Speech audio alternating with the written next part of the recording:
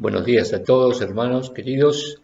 En esta mañana, una vez más, estamos juntos para tratar de ejercitar nuestra memoria y recordar lo que el Señor hizo por nosotros en la cruz del Calvario. Gracias debemos dar a Dios porque, aún pasado todo este tiempo de separación, nos permite estar juntos, rodeando la mesa virtual, con los símbolos allí para que nos ayuden a poner nuestra mente en el concepto de pensar en la obra del Señor Jesús hecha por cada uno de nosotros. Les invito a que entonemos para encararnos nuestro tema en esta mañana y ayudarnos a meditar y ayudarnos a pensar el himno 452, cómo en su sangre pudo haber tanta ventura para mí. Si yo sus penas agravé, y de su muerte causa fui. Cantemos todos juntos este himno para pensar en la sangre del Señor Jesús derramada en la cruz.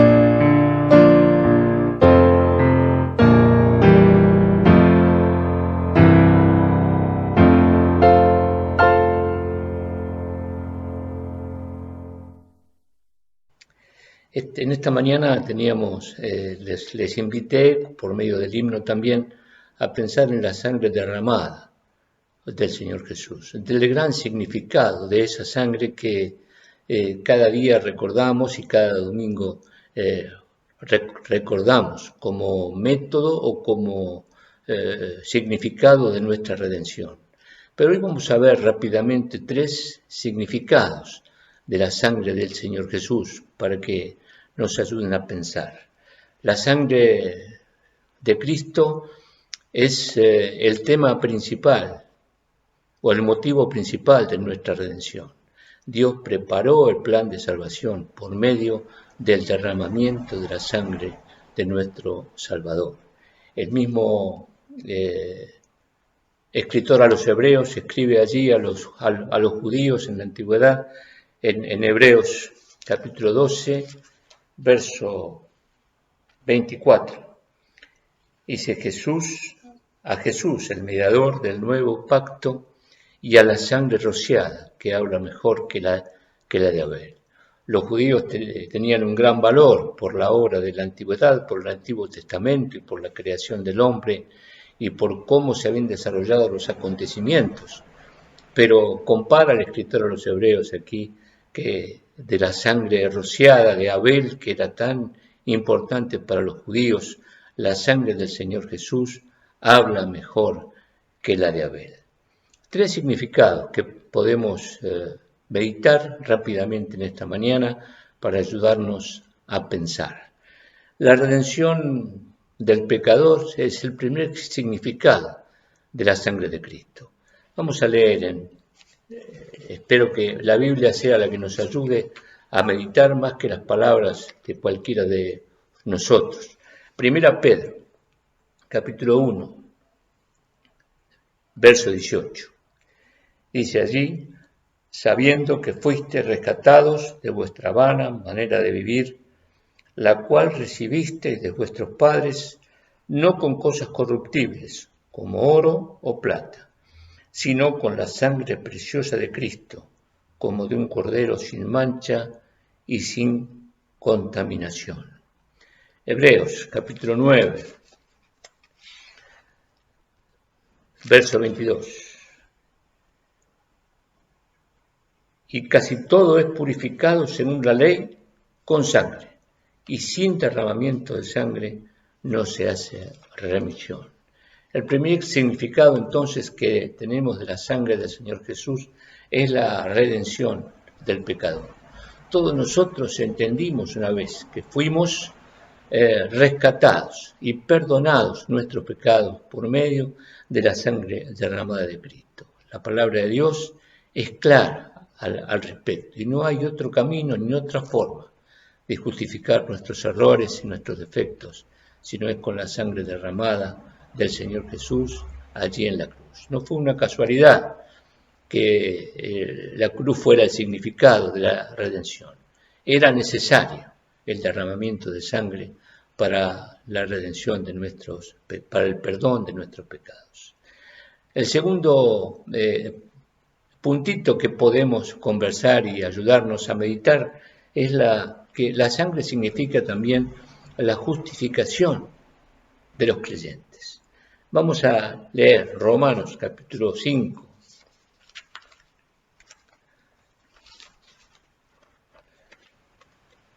Todo el capítulo es muy lindo, pero leamos solamente 2 versículos.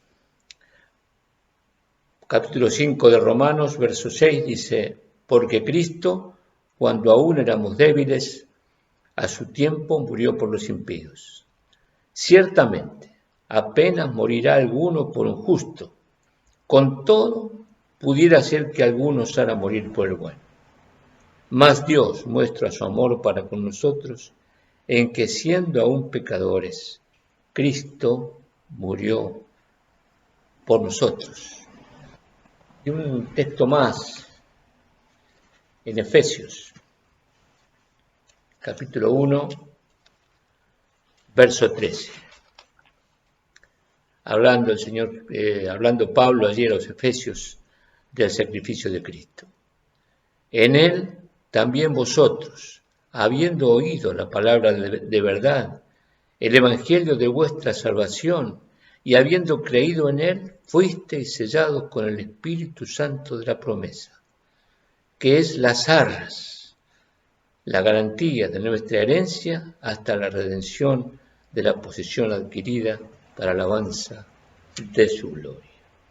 La sangre de Cristo es la justificación de nuestra vida espiritual delante de Dios. Somos rescatados y salvados, fuimos rescatados y salvados por la sangre de Cristo, y es esa misma sangre la que cada día nos justifica delante de Dios. Él derramó su sangre preciosa por mí y por vos, hermano, por cada uno, no por todos, no en general, no masivamente, sino en forma personal, por vos y por mí, perdonándonos aún las cosas más profundas y oscuras que nadie sabe, pero Él las perdonó para que nosotros pudiésemos tener la salvación para la eternidad. Y por último, la sangre de Jesucristo, la sangre derramada, nos limpia de todo pecado. Primera Juan 1:7, que tal vez podríamos recitar de memoria, pero vamos a dejar que hable la palabra de Dios. Primera Juan 1:7 dice, pero si andamos en luz, como Él está en luz, tenemos comunión unos con otros, y la sangre de Jesucristo, su Hijo, nos limpia de todo pecado. Queridos hermanos, la sangre es el motivo principal de nuestra memoria, de nuestro recuerdo en esta mañana. Quiera el Señor ayudarnos para recordar que esa sangre derramada es la que nos salvó, nos justifica y nos limpia cada día de nuestros pecados. Oramos. Padre, te damos gracias en esta mañana una vez más, porque nos permites compartir tu palabra y compartir estos símbolos que tenemos en la mesa para hacer memoria de la obra del Señor Jesús. Gracias, Padre, por la sangre derramada del Señor, que fue derramada por cada uno de nosotros en forma particular. Queremos que llegue a tu presencia, Padre, en nuestra adoración en esta mañana, sabiendo que proviene de corazones redimidos por la sangre preciosa de Cristo. Bendícenos en esta mañana, recibe nuestra adoración, que te la ofrecemos en el nombre y en los méritos del Señor Jesús. Amén.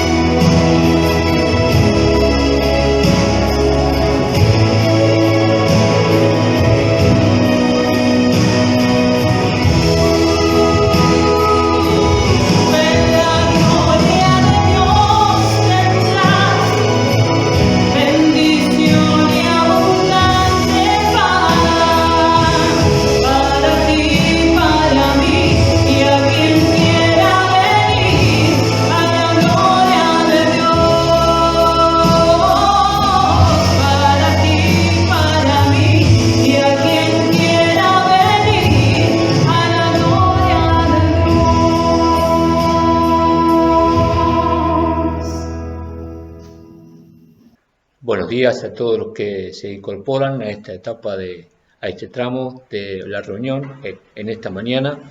Es un privilegio para nosotros poder estar juntos para meditar en la palabra de Dios, para tratar de comprender algunas lecciones sencillas que nos permitan crecer en nuestra vida espiritual para los creyentes y principalmente también que aquellos que no conocen al Señor puedan encontrar el camino de la redención de sus almas.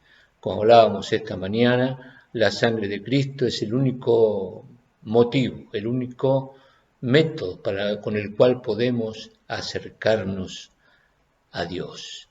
Estamos asistiendo en nuestros días a circunstancias no previstas en la vida del mundo. Toda nuestra generación que no ha vivido tal vez los horrores de la Segunda Guerra Mundial como un último evento mundial que conmovió al mundo, ahora estamos asistiendo a una circunstancia inédita que ha conmovido o está conmoviendo a todos los principales poderes del mundo que antes, hasta hace un año atrás o dos, eran tan invencibles, ¿cierto?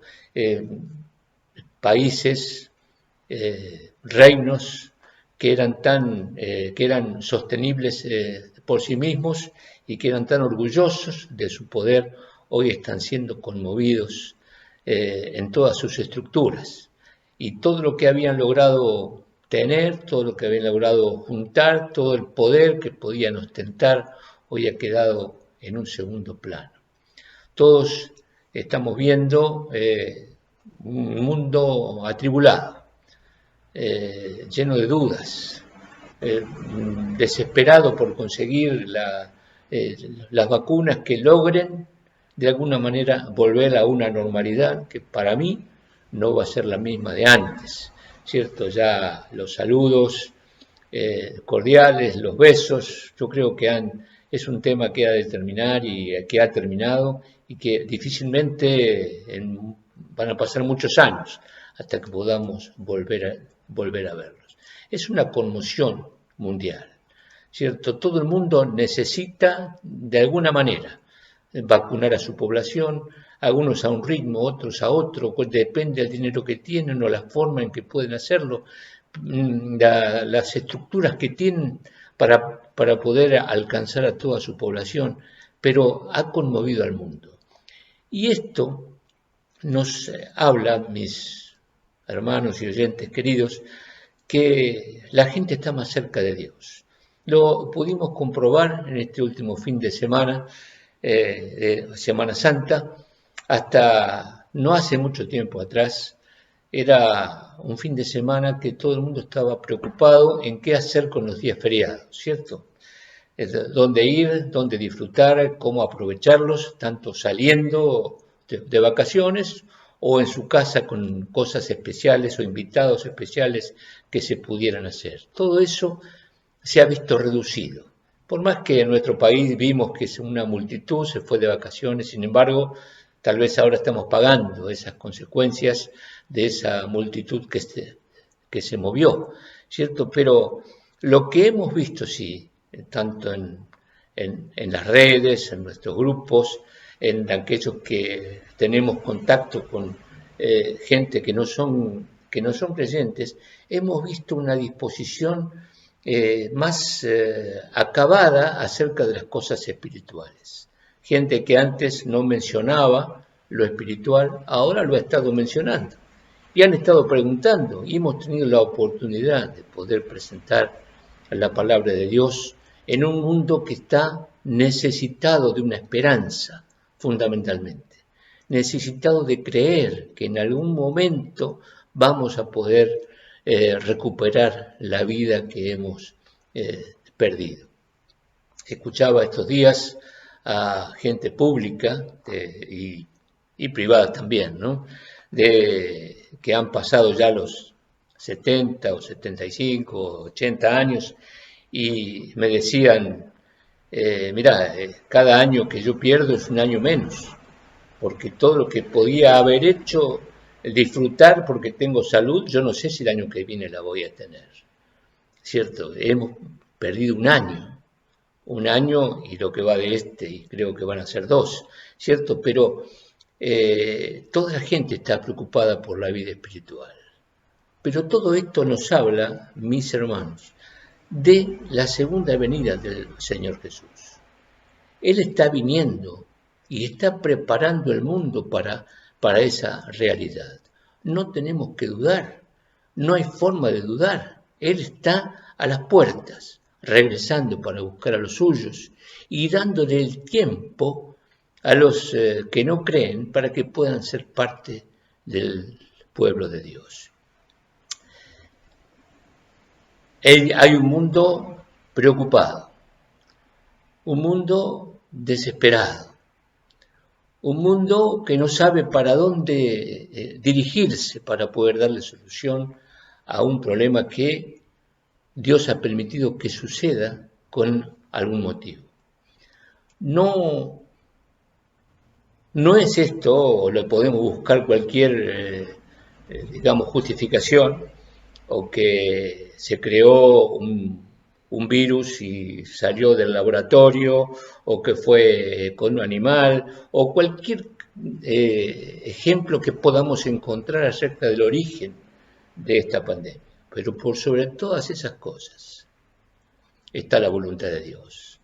Él lo permitió, Él lo dejó hacer para que su pueblo, para que sus hijos, para que sus criaturas entiendan y comprendan la soberanía de Dios y que el Señor está a las puertas, volviendo a buscar a los suyos, solo aquellos que han creído en la sangre derramada en la cruz.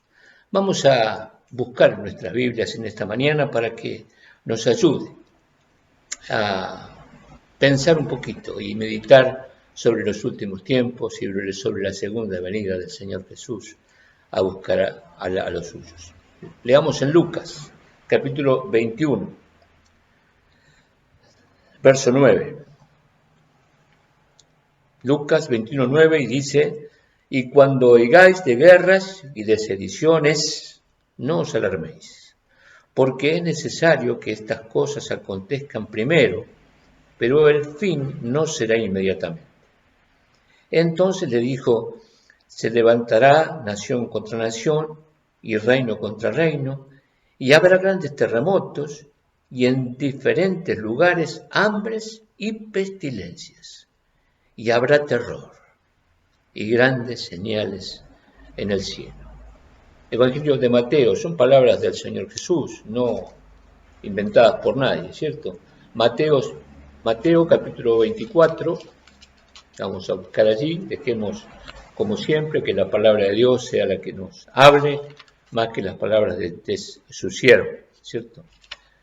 Mateo 24, verso 36.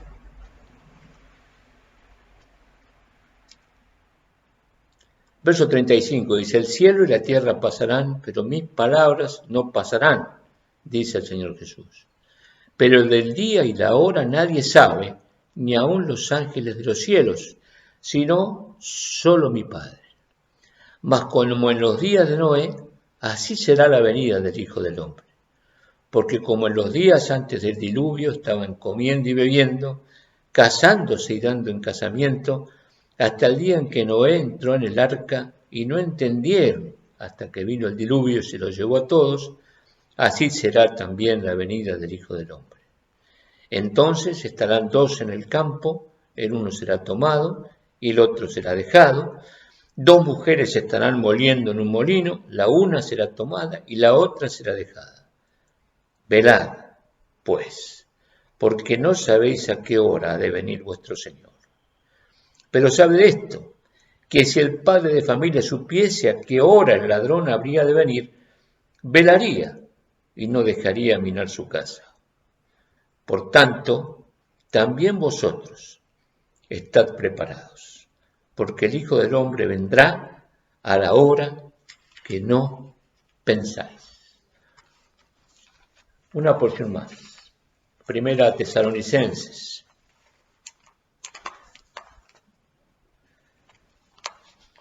escribe el apóstol Pablo ahí en el capítulo 5, verso 1.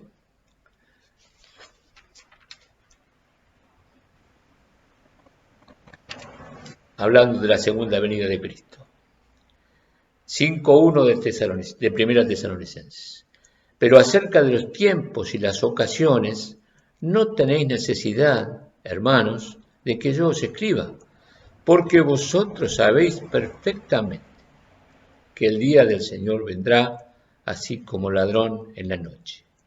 Que cuando digan paz y seguridad, entonces vendrá sobre ellos destrucción repentina, como los dolores a la mujer encinta, y no escaparán. Hasta aquí nomás en la lectura de la palabra de Dios. Quiera el Señor bendecirnos y hacerla de bendición a nuestras vidas, en nuestros corazones. Escribe Pablo allí a los tesalonicenses: pero acerca de los tiempos y de las ocasiones no tenéis, hermanos, necesidad de que yo os escriba. Los tesalonicenses fueron bien instruidos acerca del regreso del Señor Jesús y de otros asuntos proféticos. Pablo les enseñó de los tiempos y de las ocasiones en relación con el regreso de Jesús. Ellos tenían una noción de los tiempos proféticos de los cuales vivían y podían discernir las ocasiones de la cultura presente. Una vez más, hermanos, estamos impresionados de que Pablo estuvo con los tesalonicenses poco tiempo. Dice allí en la historia, en los hechos, que Pablo estuvo en Tesalónica apenas 3 días de reposo, o sea, 3 semanas. Hay discusiones sobre eso, si eran realmente 3 semanas o fue un tiempo más, pero lo cierto es que estuvo poco tiempo. En ese tiempo Pablo les enseñó a los creyentes en Tesalónica sobre los tiempos y las ocasiones proféticas en relación con el regreso del Señor Jesús. Pablo se sorprendería de que algunas personas en la actualidad consideran el regreso de Jesús como una enseñanza poco importante. Decíamos al principio que la gente está conmovida y que muchos que no pensaban en lo espiritual ahora lo están pensando y han consultado y conversan y aceptan nuestras ideas y las conversaciones mucho más que hace un año atrás. Pero muchos todavía no entienden que el Señor viene y que esa es la solución para todas las dificultades y es la solución para aquellos que se aferran de la mano del Señor Jesús por medio de su sangre derramada. Algunos, sin embargo, se siguen considerando poderosos y piensan que en el regreso del Señor Jesús como algo poco importante.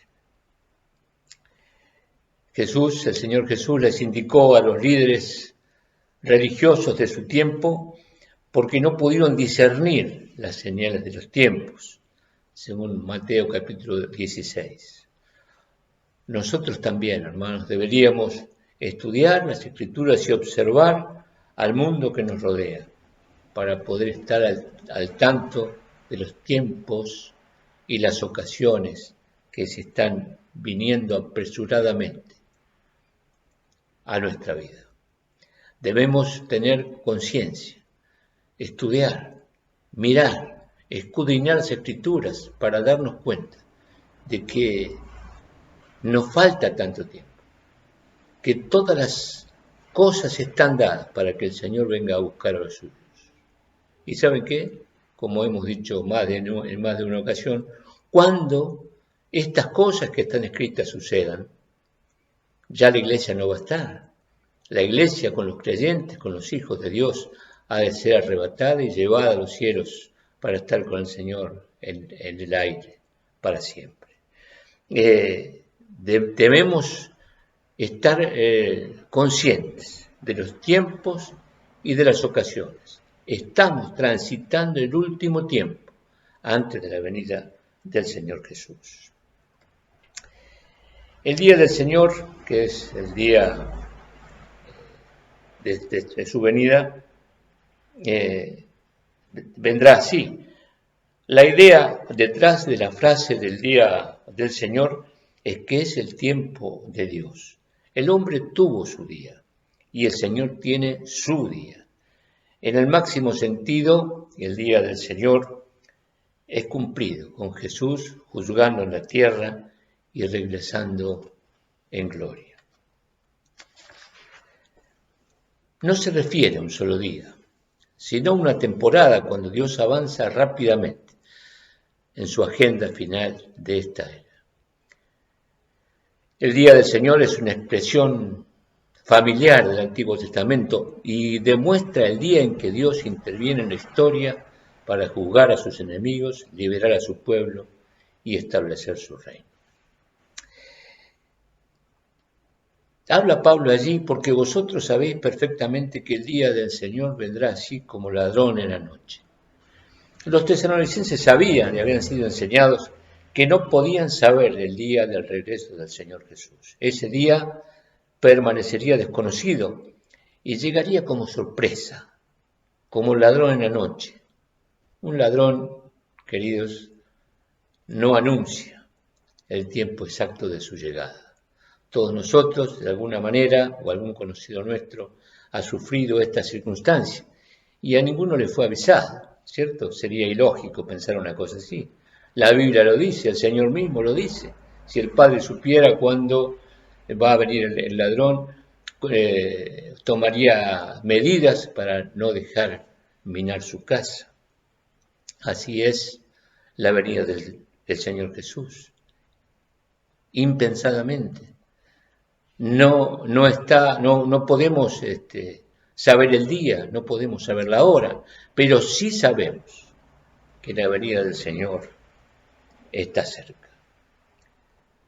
Pablo sí, ciertamente no iba a poner fechas, no podía poner fechas en relación a la profecía, porque el Señor Jesús prohibió que se establecieran fechas, cuando dijo allí que hemos leído, pero el día y la hora nadie sabe, en el verso 36 de Mateo 24. Dios quiere que ese día sea inesperado, pero quiere que su pueblo esté preparado para lo inesperado. Quiere que su pueblo esté preparado para lo inesperado. Que cuando digan paz y seguridad, entonces vendrá sobre ellos destrucción repentina. La inesperada naturaleza de ese día será una tragedia para el no creyente. Serán arrullados, arropados por las condiciones políticas y económicas que se puedan lograr, pero serán despertados bruscamente. Escucharán el atemorizante no escaparán. Hermanos, vivimos en un mundo complicado, como decíamos, y todos están esperando algo que suceda para que esto se termine y para poder volver a una estabilidad emocional, económica. Hay países mejores, otros peores, otros lo padecen económicamente más, otros menos. Pero hermanos, si Dios permite que esto pase, cuando estén todos pensando que esto se va a ir acomodando, serán despertados bruscamente. Pensaba en estos días en Israel, por ejemplo, en esta etapa que ha vacunado a toda su población y aún más allá de su población, a todo el que llega se lo vacuna, y miraba leía la noticia que han ido recuperando actividades como ningún otro país en el mundo, ¿cierto? Recitales, teatro, concentraciones con gente, porque todo el mundo ya está con la protección de la vacuna. Y nos parece decir, bueno, esa es la forma, esa es la manera, eso es lo que nos hace falta y volveremos como antes. Pero cuando todo esté a lo mejor, si Dios permite, se vaya acomodando, serán despertados bruscamente. No escaparán, dice el Señor. Cuando todo está bien y todo está seguro, estén en los labios de los hombres allí vendrá el Señor. Cuando todos digan, ya todo pasó, ya estamos tranquilos, ya todo lo hemos dominado con nuestra sabiduría, con nuestro conocimiento, allí el Señor pondrá su poder otra vez. Pero dice también allí, y vamos terminando, dice, la venida de Jesús, del Señor Jesús, descripta en Mateo 24, sucede en un tiempo de catástrofe mundial, cuando sería imposible que alguien pudiera decir paz y seguridad. Pero dice más Pablo, dice, como los dolores a la mujer encinta, la mujer que está por parir. La frase sugiere tanto inevitabilidad, es inevitable, como lo que es inesperado. Jesús utilizó la misma idea en Mateo 24 cuando habló de las calamidades que precederán al final de los tiempos. Habla allí de principio de dolores, lo cual es literalmente el inicio de los dolores de parto. La idea es dar a luz a una nueva era e implicar un crecimiento de intensidad y frecuencia en esas calamidades. Podemos definir la segunda venida del Señor Jesús cuando lo compara con los dolores de la mujer a punto de parir. Primero, son certeros los dolores. No hay historias, son ciertos. Son repentinos. Tercero, son irresistibles e inevitables. Hermosa comparación de la venida del Señor Jesús. Hermosa comparación de lo que se está preparando. La mujer no puede, por más que el médico le dé su fecha probable de parto y todo lo que podamos prevenir con la ciencia y con la medicina, solo Dios dispone el día que hemos de nacer. El momento oportuno, el momento justo. Y algunos son antes y otros después. Pero Dios dispone las cosas. Y es inmejorable la comparación bíblica. Dolores certeros, o sea, ciertos. No se puede mentir. Repentinos, vienen cuando no lo esperábamos, ¿no? ¿Cuántas veces hemos visto señoras que están en una reunión, en una fiesta o en algún lugar que no es su casa y tienen que salir corriendo por los repentinos de los dolores de parto? Y tercero, son irresistibles, inevitables. El parto se consuma. Hermanos, esta comparación que hace Pablo nos habla exactamente de cómo ha de ser la segunda venida de Cristo. Cierta, inevitable, repentina, irresistible. Estemos preparados para ver cara a cara al Señor. Yo lo estoy. Muchos de los que estamos allí escuchando también, porque hemos sido rescatados de nuestra mala manera de vivir y puestos en un camino nuevo. Pero tal vez hay alguien allí detrás de la cámara, escuchando, preocupado por su vida espiritual, preocupado por la situación de este mundo, que necesita tomarse de la mano de Dios. Hoy está el Señor ofreciendo su mano para que todos se acerquen y se aferren de Él y esperar al Señor en su segunda venida, siendo parte de la familia de Dios. Allí seremos arrebatados con un abrir y cerrar de ojos y llevados a su presencia para la eternidad. Que Dios nos bendiga en esta mañana y nos ayude a no perder el rumbo de saber que estas cosas que suceden, tanta incertidumbre, tanta necesidad, tantas dificultades, tanto zozobra, están previstas porque nos anuncian la inminente llegada del Señor Jesús. Que Dios nos bendiga en esta mañana. Amén.